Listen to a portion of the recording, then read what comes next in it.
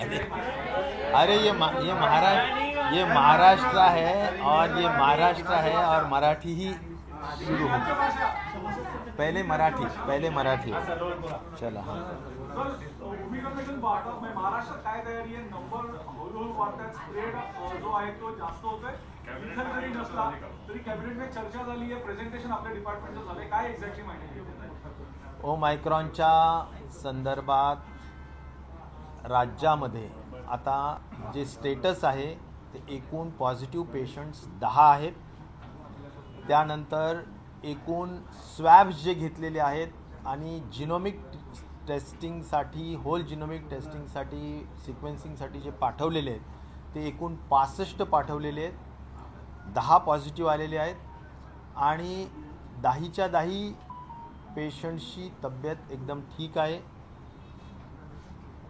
एक नक्कीच आहे की आपण देशामध्ये पहिल्यांदा फक्त साऊथ आफ्रिका वगैरे असं म्हणायचो, पण आजची जी जगाची स्थिती आहे ती एकूण 54 कंट्रीजमध्ये आता ओमायक्रॉनचं अस्तित्व निर्माण झालेलं आहे, ज्यामध्ये UK सर्वात जास्त 500च्या वर आहेत आणि त्यानंतर खालोखाल मग फ्रान्स आहे, साऊथ आफ्रिका आहे. या सगळ्या देशांमध्ये सुद्धा निश्चित प्रकारे ओमायक्रॉनचे रुग्ण मोठ्या संख्येने आढळत आहेत आणि त्या ठिकाणी चौथी वेव्ह आपल्याला पाहायला मिळत आहे.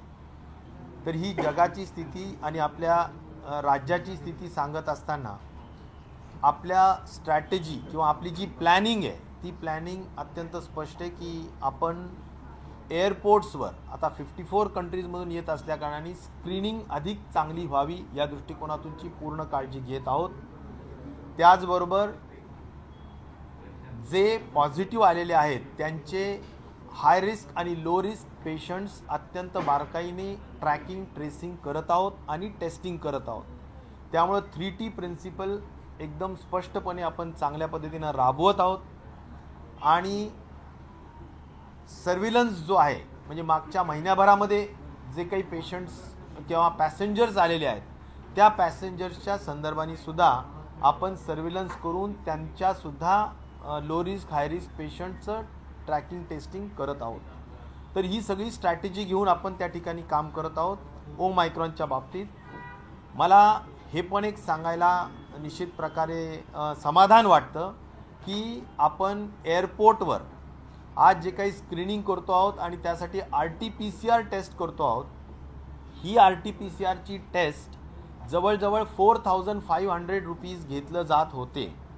ते काल 3900वर आम्हीच प्रयत्न करून त्या ठिकाणी आणले आणि आता मी एवढ्यातच म्हणजे लोकांची असलेली ओरड लक्षात घेऊन आणि सगळ्यात महत्त्वाचं की कॉस्ट ब्रेकअप काय आहे, कारण आम्ही इथं आता 350 रुपयाला RT-PCR केलेली आहे आणि मग एअरपोर्टला कशामुळे जास्त आहे. तर मग त्याच्यामध्ये जे समजलं की काही एअरपोर्ट अथॉरिटी काही मला वाटतं त्याच्यामध्ये मोठ्या पद्धतीनं चार्ज करते आणि 1500 रुपये ते कमी होऊ शकतात, आणखीन काही किट्सचे कमी होऊ शकतात. असा मोठा दिलासा आपण किट्स आपल्या RT-PCR टेस्टच्या संदर्भात एअरपोर्टवरच्या दिलासा उद्यापर्यंत आम्ही निश्चित प्रकारे देऊ. त्याबाबतची बैठक आजच सायंकाळी घेऊन त्याचा रिपोर्ट घेऊन त्याला योग्य ती कमी करण्याची मान्यता आम्ही देऊ, हेही मला या निमित्ताने आपल्याला सांगायला पाहिजे. नंबर 3, ओमायक्रॉनच्या बाबतीत एक आपण निश्चिंत राहण्याची आवश्यकता आहे की कुठल्याही परिस्थितीत मृत्यूदर जगामध्ये जरी बघितला तरी अतिशय कमी आहे आणि कुठल्याही परिस्थितीत अशी पॅनिक आणि घाबरून जाण्याचा परिस्थिती नक्कीच नाही आहे, सिव्हिअरिटी नाही आहे. पण तरीसुद्धा अभ्यास निश्चित प्रकारे WHO चालू आहे. त्यांनी जर आपल्याला जे काही कळवलं जाईल, गव्हर्नमेंट ऑफ इंडिया आपल्याला जे काही इन्स्ट्रक्शन्स देतील त्या इन्स्ट्रक्शनप्रमाणे आपली पुढची प्लॅनिंग आणि एक्झिक्युशन राहील. सर तुम्ही म्हणताय ट्रॅकिंग ट्रेसिंग टेस्टिंग होतंय, पण असे अनेक रिपोर्ट आहेत जिकडे कळते की एकदा एअरपोर्टवरनं जे लोक बाहेर पडत आहेत त्यांचं काहीच ट्रॅकिंग होत नाही. असे अनेक केसेस डोंबिवली कल्याणमधून आले जिथे 12पेक्षा किंवा 15पेक्षा जास्त लोक आहेत ते मिसिंग आहेत. त्यांचा काही ट्रेस लागत नाही, त्यांचे मोबाईल बंद आहेत, घरी जेव्हा कॉर्पोरेशन जातं तेव्हा घरं बंद आहेत. तेव्हा अशा लोकांचं काय, हे सुपर स्प्रेडर होऊ शकत नाहीत का? म्हणजे अनेक जिल्ह्यात नाही, रिस्क नक्कीच असते. आणि त्यामध्ये आपण हे बघा काय झालंय की लोकांना असं वाटतं की आम्ही जर म्हणजे लक्षात आलो तर खूप जास्त जाचक काही प्रोसिजर्सला आम्हाला सामोरं जावं लागेल, अशा काही भीतीपोटी लोक थोडेसे एक्सपोज होत नाहीत, सांगत नाहीत. पण आपण प्रशासन म्हणजे कॉर्पोरेशन असतील किंवा प्रशासन कलेक्टर असतील या सगळ्यांच्याच माध्यमातून ट्रॅकिंग ट्रेसिंगवर आपण सिरियसली आणि रिलिजियसली काम करत आहोत. या उपर जे काही लोक मिसिंग असतील त्यांनासुद्धा शोधण्याचं काम आपण करूया, कारण त्याच्याशिवाय गत्यंतर अजिबात नाही. याबाबत माननीय मंत्री भारत सरकार आरोग्यमंत्री श्री मनसुख मांडवियाजी हे उद्या सकाळी 10 वाजता VC घेत आहेत सर्व देशातल्या आरोग्यमंत्र्यांची.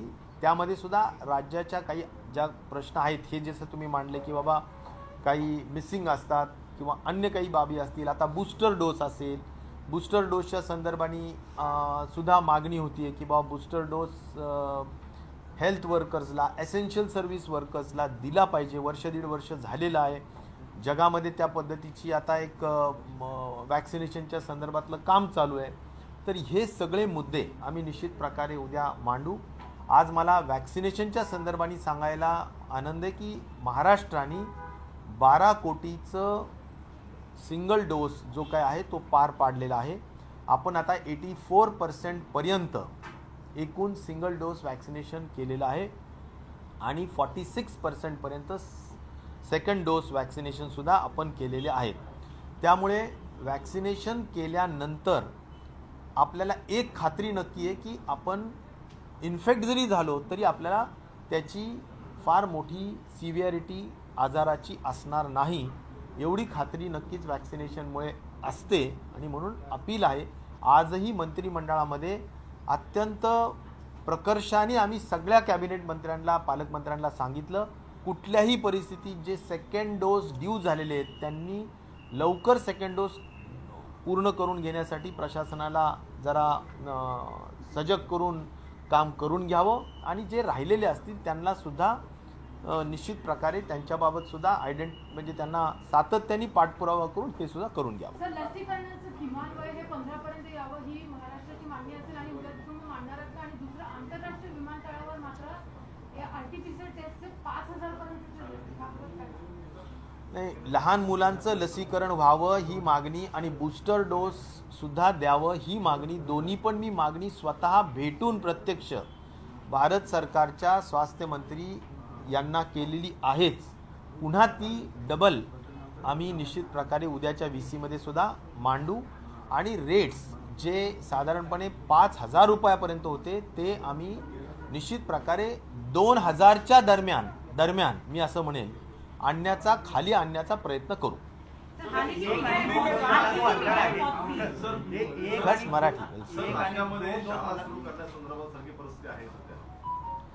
शाळेला सुरुवात करावी असं शिक्षण मंत्र्यांनी सुद्धा मान्यता दिलेली आहे. आरोग्य विभागाने सुद्धा त्याला नाहरकत दिलेली आहे. टास्क फोर्स पीडियाट्रिकनी सुद्धा त्याला नाहरकत दिलेली आहे. त्यामुळे शाळेला कुठेही बाधा येऊ नये, सगळीकडे शाळा सुरू राहावी अशी अपेक्षा आहे. जरूर ओमायक्रॉनच्या माध्यमातून सुद्धा लहान मुलं इन्फेक्ट होतात, याचा अर्थ असा घाबरून जाण्याचा काही कारण नाही. आपण कोविड ॲप्रोप्रिएट बिहेवियर करावं अशी आपली अपेक्षा निश्चित प्रकारे आहेच. आणि वॅक्सिनेशन लहान मुलांचं सुद्धा करावं ही मागणी आपली निश्चित प्रकारे आम्ही भारत सरकारकडे करतच आहोत. भारत सरकारने ती मान्यता दिली तर आपल्याला बूस्टर डोस आणि लहान मुलांचं लसीकरण यावर सुद्धा अधिक जास्त भर द्यावा लागेल.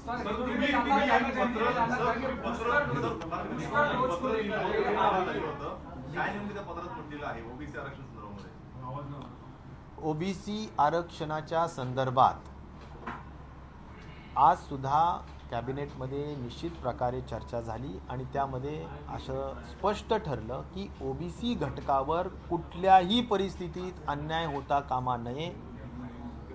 जे काही माननीय सुप्रीम कोर्टाला अपेक्षित आहे की इम्पिरिकल डेटा नाही किंवा तशा पद्धतीनं डेटा अधिकृत मिळालेला नसल्यामुळे तुम्ही 27% कुठून आणला वगैरे वगैरे, ह्या सगळ्या बाबी आपण ॲफिडेव्हिटमध्ये इतर राज्यामध्ये सुद्धा अशा पद्धतीचे एक फिक्स टक्केवारी OBCसाठी आहे. त्यामुळं त्याबाबत आपण सुद्धा आपल्याच एका राज्यावर अशा पद्धतीचा निर्णय घेण्यापेक्षा आपल्याला सुद्धा इतर राज्यांप्रमाणे सूट देऊन जे आपण ठरवलेलं आहे, ऑर्डिनन्स काढलेला आहे, त्या पद्धतीनं आहे ह्या निवडणुका जशाच्या तशा घ्याव्यात अशी पण आपली मागणी राहील. आणि जर घेता येत नसतील, कायद्याप्रमाणे काही अडचणच असेल, तर मात्र सगळ्या निवडणुका जशा पूर्णच्या पूर्ण स्थगित करून पुन्हा त्यानंतर निवडणुका एकत्रितपणे घ्याव्यात. पण आता मात्र OBCंना थांबवून ह्या निवडणुका घेऊ नयेत अशा पद्धतीचा एकत्रित शासनाचा निर्णय हा निश्चित प्रकारे झाला आणि तो ॲफिडेव्हिटच्या माध्यमातून मांडण्यात येणार आहे.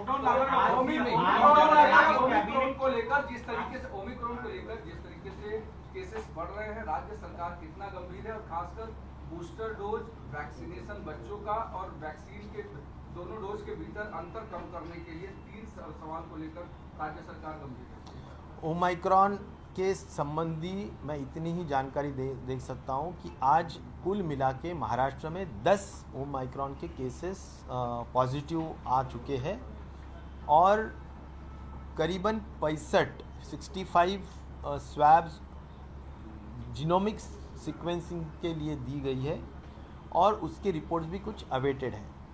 मैं इतना ही कहना चाहूँगा कि ओमाइक्रॉन के लिए हम इंटरनेशनल एयरपोर्ट के ऊपर स्क्रीनिंग कर रहे हैं. करीबन ओमाइक्रॉन अभी उसका जो वर्ल्ड में जो फैलाव है वो अभी 54 कंट्रीज़ तक गया है, इसलिए वो 2 या 3 कंट्रीज़ तक सीमित नहीं रहा है. और हम सभी जानते हैं कि यूके नंबर 1 और उसके बाद साउथ अफ्रीका, अन्य देशों में भी, यूरोपियन कंट्रीज़ में भी उसका फैलाव हुआ है. ट्रांसमिसिबिलिटी बहुत ज़्यादा निश्चित तौर पर है, लेकिन सीवियरिटी नहीं है, विरुलेंस नहीं है और इसीलिए पैनिक होने की कोई ज़रूरत नहीं है. रहा सवाल इसके आगे का हमारा प्लान और स्ट्रैटेजी क्या है, तो हम 3T प्रिंसिपल से काम कर रहे हैं. ट्रैकिंग, ट्रेसिंग एंड टेस्टिंग हम कर रहे हैं और जीनोमिक सीक्वेंसिंग के लिए मैंने पहले भी कहा था कि अभी 3 लैब्स है. हम नागपुर और औरंगाबाद में भी और 2 लैब्स का एक्सपांशन हम कर रहे हैं, जिससे कि अगर ये संख्या बढ़ती है तो जीनोमिक सीक्वेंसिंग के लिए ये 3 जो लैब्स है उसके ऊपर बहुत ज़्यादा प्रेशर न हो. आपने वैक्सीनेशन के बारे में बात की है. वैक्सीनेशन के बारे में it was recently reported that health workers जो हैं महाराष्ट्र के, उन्हीं में अभी तक 10% लोगों का वैक्सीनेशन नहीं हुआ है. तो उसको लेकर के are you going to look into it, are you going to how are you going to tackle that situation? दिक्कत क्या है उसमें? देखिए, वैक्सीनेशन के हद तक जो स्टेटस है हमारा, आज 84% सिंगल डोज वैक्सीनेशन हुआ है, 46% डबल डोज वैक्सीनेशन हुआ है. निश्चित तौर पर वैक्सीनेशन का यह जो प्रमाण है महाराष्ट्र में निश्चित तौर पर अच्छा है, लेकिन जो भी अभी जितनी भी फीसदी बाकी है उतने परसेंटेज हम करने के लिए हम मिशन मोड पर लगे हैं. दस्तक घर घर और मिशन कवच कुंडल, इसके माध्यम से जितने भी अनवैक्सीनेटेड पॉपुलेशन है उनको हम आइडेंटिफाई करके बिल्कुल काउंसलिंग करके उनको लेके जा रहे हैं हम हमारे वैक्सीनेशन सेंटर के ऊपर. करीबन रोज़ 8 लाख के दरमियान वैक्सीनेशन हो रहा है.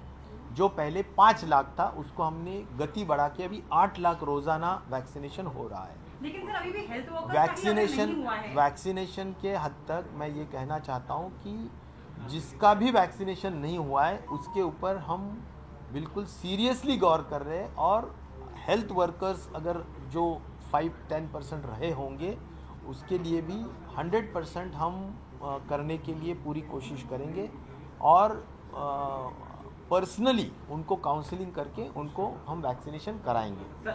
रहा सवाल वैक्सीनेशन के बूस्टर डोज के हद तक, तो बूस्टर डोज भी हम बूस्टर डोज और चिल्ड्रंस वैक्सीनेशन, इस चिल्ड्रन वैक्सीनेशन यानी एज ग्रुप 12 to 18 का वैक्सीनेशन भी होना चाहिए। इसकी मांग मैंने पहले भी माननीय स्वास्थ्य मंत्री मनसुख मांडविया जी से कही थी, और कल भी हमारी वीसी, हमारे सभी स्वास्थ्य मंत्रियों की, राज्य सरकारों के स्वास्थ्य मंत्रियों की, उन्होंने 10 बजे उनकी वीसी है, मीटिंग है, तो उसमें भी हम ये मांग जरूर रखेंगे। सर, ट्रैकिंग ट्रेसिंग को लेके जो है वो लोग, आप कह रहे हैं कि आप सीरियस हैं, लेकिन कई सारे ऐसे लोग हैं जो इंटरनेशनल फ्लाइट लेके आ रहे हैं हाई रिस्क कंट्री से, वो मिसिंग हो जाते हैं, कॉर्पोरेशन उनको ढूंढ नहीं पाता, ये एक। और दूसरा, जो रिसेंट स्टडी पाई गई है या आई है सामने साउथ अफ्रीका से, वहां पे बच्चों में भी इसका फैलाव हो रहा है, तो उसको लेके महाराष्ट्र में क्या तैयारी की गई है आपकी तरफ से? क्या बच्चों के लिए अलग से वार्ड जैसे पहले कोविड में किए गए थे, ओमिक्रॉन को लेके भी किए जाएंगे, या डेडिकेटेड अस्पताल भी रहेंगे? ये दो सवाल। Sir, adding to what Mayuresh asked, especially about the tracking and tracing, when municipal bodies like BMC can do, what explanation KDMC has by saying that they couldn't track 100 such passengers in the beginning? Sir, इसको जोड़ते हुए बच्चों का खास करके महाराष्ट्र में जो school शुरू हो रहे हैं उसको लेकर के क्या राज्य सरकार? देखिए, मिसिंग जो भी पैसेंजर्स है जिनका ट्रैकिंग नहीं हो रहा है या ट्रेसिंग नहीं हो रहा है, तो उसका मुद्दा निश्चित तौर पर अहम मुद्दा है या गंभीर मुद्दा है। हम वो तो स्प्रेडर्स भी हो सकते हैं, इसीलिए उसका खोज करना ये म्युनिसिपल कॉरपोरेशन की जिम्मेदारी रहेगी। हम निश्चित तौर पर उसके ऊपर और ज़्यादा सीरियसली एम्फेसाइज करके काम करेंगे। और रहा सवाल जो तुम्हारे स्कूल्स हैं, वो जस्ट पहले केडीएमसी में जहाँ पे लापरवाही हुई अगर लोगों से, क्या कोई एक्शन आप लोगों ने इनिशिएट किया है, करेंगे? नहीं, लापरवाही ऐसा नहीं कह सकते, उनकी वो कोशिश 100% कर रहे हैं, लेकिन कुछ अभी जैसा कि कुछ मिसिंग है, तो वो मिसिंग किस तरह से हम ढूंढ पाएंगे, उसका डिटेल्स एक्चुअली तो रहता है, फ़ोन नंबर्स रहते हैं, लेटर्स रहते हैं, उनका पासपोर्ट्स रहता है, हर किसी तरह से हम उसका उनको खोजना चाहिए।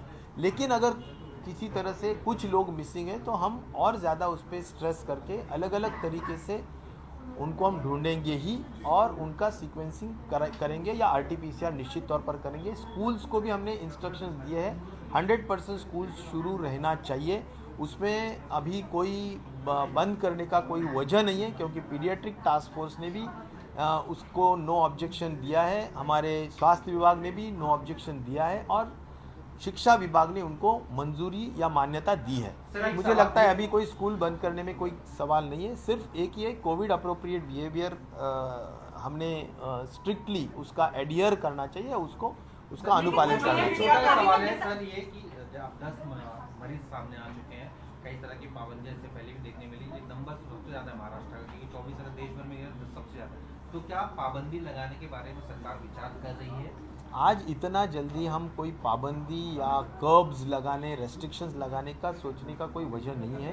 अभी संख्या 10 है, पूरा हम मॉनिटरिंग कर रहे हैं, और स्ट्रिक्टली कोविड अप्रोप्रिएट बिहेवियर और वैक्सीनेशन पे बहुत ज़्यादा जोर लगाए हुए हैं। इसीलिए गवर्नमेंट ऑफ इंडिया का इंस्ट्रक्शंस इसमें बहुत अहमियत रखता है, बहुत ज़्यादा इम्पोर्टेंस रखता है।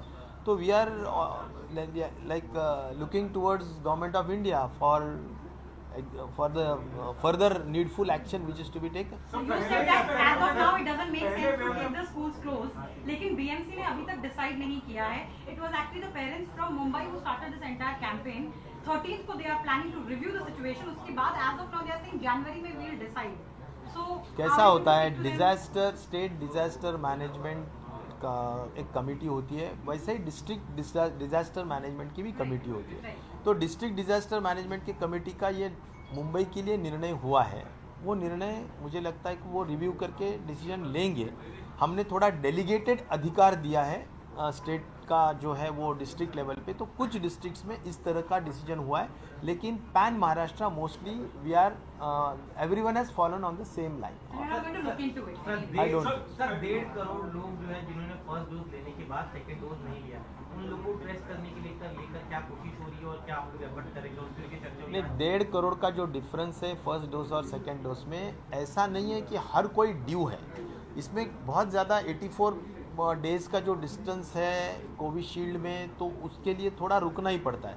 लेकिन जो व्यक्ति ड्यू हुआ है सेकेंड डोज के लिए, उसने इमीडिएटली सेकेंड डोज लेना चाहिए, क्योंकि सेकेंड डोज की ना कोई मात्रा कम है, ना कोई सेशंस भी बड़े पैमाने पर हम अरेंज करते हैं, सेंटर्स भी उनके घर के नज़दीक हमने अरेंज किए हैं, और इसलिए महाराष्ट्र की कैपेसिटी तो 20-20 लाख रोज़ वैक्सीनेशन करने की और एडमिनिस्टर करने की है। तो बाकी कोई भी रिसोर्सेज की कमी नहीं है, ये सिर्फ माइंडसेट का प्रॉब्लम है। ये माइंडसेट का प्रॉब्लम दुरुस्त करने का काम हम कर रहे हैं। लेकिन मेजर प्रॉब्लम है कि जो गैप है फर्स्ट और सेकेंड में, जो गैप है वो 84 डेज़ का कोविशील्ड का है, वो कम करने के लिए हमने मांग की है। कल भी हमारी मीटिंग जो होगी उसमें भी हम ये मांग रखेंगे। देखते हैं, अगर कोई बहुत ज़्यादा साइंटिफिक रीज़न नहीं है तो निश्चित तौर पर हम हमारी मांग और ज़्यादा एग्रेसिवली रखेंगे। प्रोफेसर, इसमें सवाल है कि पहले वेव में हमने देखा था कि जो लोग फॉरेन से आ रहे थे उनका ट्रेसिंग हो रहा था, लेकिन फ्लाइट्स बंद नहीं हुई थी, इसकी वजह से लोग ज्यादा आए यहाँ पे, फिर आउट ऑफ कंट्रोल हो गई सिचुएशन। अब जब हमें पहला एक्सपीरियंस है, तो क्या आप सेंटर को, महाराष्ट्र जो कि वर्स्ट अफेक्टेड था पहले और सेकेंड वेव में, क्या महाराष्ट्र सेंटर को लिखेगा कि फ्लाइट्स बैन होनी चाहिए, क्योंकि ये वेरिएंट जो है एक कंट्री में नहीं, अब 54 कंट्रीज में ऑलरेडी स्प्रेड हो चुका है। नहीं, और कैसा आपने है, सर वैसे भी लिखा था, adding to what he said, आपने वैसे भी सेंटर को लिखा है था, Maharashtra was among the first of the states to do that. कुछ रिप्लाई आपको मिला है या फिर इट इज स्टिल? नहीं, हमने कभी भी ऐसा लिखा नहीं है कि बिल्कुल बैन करो फ्लाइट्स, हमने कभी भी लिखा नहीं है, और हमारा लिखने का कोई इरादा भी नहीं है, क्योंकि मुंबई ये हमारी पूरा इंटरनेशनल फाइनेंशियल कैपिटल है, यहाँ पर हर किसी का काम होता है। हम एक देखना चाहते हैं कि कोविड अप्रोप्रिएट बिहेवियर स्ट्रिक्टली अगर एग्जीक्यूट हुआ तो हम कंट्रोल कर सकते हैं। तो मुझे लगता है execution of Covid appropriate behaviour यह ज़्यादा इम्पॉर्टेंट है, और आज इतनी मात्रा, इतनी संख्या नहीं है कि जिससे कि हमने पैनिक होकर कुछ करना चाहिए। और वैसे भी इस बारे में हम केंद्र की तरफ देख रहे हैं, केंद्र का मार्गदर्शन इसमें रहता है, और केंद्र के मंत्री भी मीटिंग्स लेते हैं। तो कल की मीटिंग है, उसके माध्यम से भी चर्चा ज़रूर होगी कि क्या करना चाहिए। इतने 54 जगह पे अगर कंट्रीज़ में अगर फैलाव हुआ है, तो इस फ्लाइट्स के बारे में क्या डिसीजन लेना चाहिए, ये सब बात हम रखेंगे ज़रूर। लेकिन हम केंद्र शासन की तरफ देख रहे हैं कि उनकी क्या सूचनाएं इस बारे में आती है। Thank you. सेंटर धरून 1 महिना झाला आहे. त्याचे अजून डिटेलिंग येत आहे. आपण डिस्कस केलं तर बहिणाबाईंची जात्यावरची ओवी म्हणजे